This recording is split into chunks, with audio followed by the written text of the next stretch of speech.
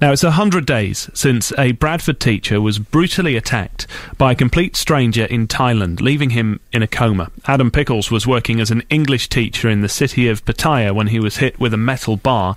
His friends and family raised around £80,000 to bring him home and to pay for his care after his insurance company wouldn't cover the full costs. He remains in a coma at the LGI.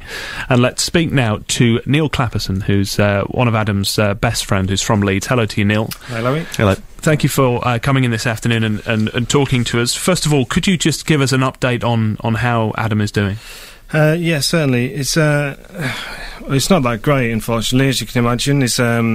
He's not regained consciousness yet. He's not opened his eyes yet, unfortunately. We're not getting a great deal of reaction from him, although there is some positives in all of this. We tend to get sort of little 5-minute windows where he does give us some responses. His right-hand side is pretty much paralysed at the moment. His left-hand side, he gives us little hand squeezes every now and again. But he does get tired very quickly, and we kind of like lose him, and it's hard to judge if it's sort of just a reflex action sometimes, or whether he's actually responding to you. So it's just going to be a long process. We realise that. So yeah, that's the state that we're in at the moment. It must have been a relief to get him back to the absolutely. UK in the first place, because I know it was it's the healthcare out there was hugely expensive. Yeah, it was £2,000 a day it was costing us. He's out there for quite a while.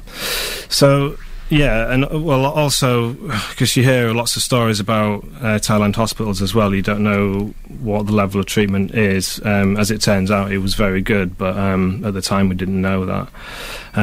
So yeah, it's a great relief to get him back here. It really is. Is it the truth that they won't treat in a Thailand hospital unless you've paid the money up front? Is that how that works? Pretty much. You've got to have your credit card on you, or well, basically, Andrew and Adele, Adam's parents, they got a phone call asking for clearance on a credit card before they do anything to Adam.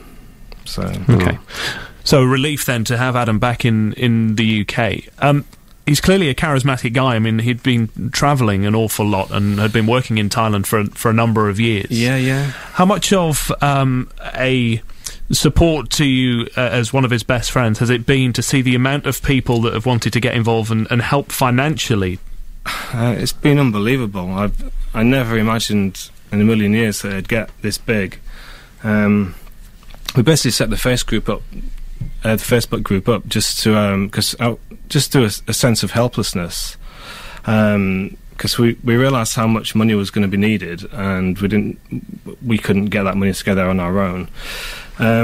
So there's about 5 or 6 of us. We started it up, and in about 3 days we'd got £10,000 and about 3,000 people on board, and it's just escalated. And it's just testament to Adam, really, to what a great guy he was, how many people he knew, how many people he helped, and yeah, it's just incredible. That's how I first came into contact with Adam's story, was through a mutual friend who posted that presumably your group that I saw on Facebook. Yeah, it would have been, yeah. Are you still accepting donations? Is there still a financial cost for Adam's treatment? Absolutely.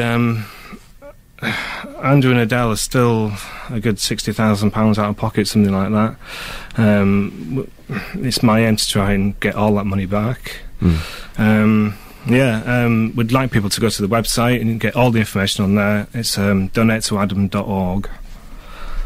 Okay, well, we want to thank you for coming in and talking to us. If we could just finish by asking you to tell us a bit about Adam. Clearly his is a story that has moved a number of people. What is it about him that's moved people so much? Wow, that's a question. He's such a fun guy. He helps everyone he meets. It's just incredible. You meet Adam and you walk away feeling better. You really do.